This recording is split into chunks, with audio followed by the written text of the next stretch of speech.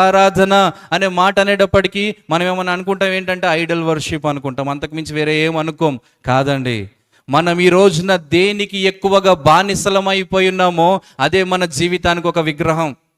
ఏ రోజు దేనికి ఎక్కువగా మనం సమయం కేటాయిస్తున్నామో, ఎక్కడ మనం సమయం ఎక్కువ కేటాయిస్తున్నామో అదే మన జీవితంలో ఒక విగ్రహం. అది మొబైల్ ఫోన్ కావచ్చు, అది ఇన్స్టాగ్రామ్ రీల్స్ కావచ్చు, అది ఫేస్బుక్ షార్ట్స్ కావచ్చు, యూట్యూబ్ షార్ట్స్ కావచ్చు, వెబ్ సిరీస్లు కావచ్చు, ఇంకా ఏదైనా సినిమాలు, సీరియళ్ళు, అల్లరితో కూడినటువంటి అనేక ఆటపాటలు కావచ్చు. అవి ఏంటి?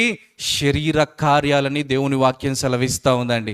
ఈ శరీర కార్యాలతో దేవుణ్ణి మనం ఎదుర్కోవడానికి సాహసం చేస్తే ఆయన పరిశుద్ధత ముందు మనం నిలవలేమని దేవుని వాక్యం చాలా స్పష్టంగా తెలియజేస్తూ ఉంది. విగ్రహారాధన అంటే దేనికి ఎక్కువగా మనం సమయం ఇస్తున్నామో, ఎక్కడ గడుపుతున్నామో అదే మన జీవితంలో విగ్రహమై ఉంది కనుక అట్టి విషయాల్లో జాగ్రత్త పడమని దేవుని వాక్యం సెలవిస్తూ ఉంది.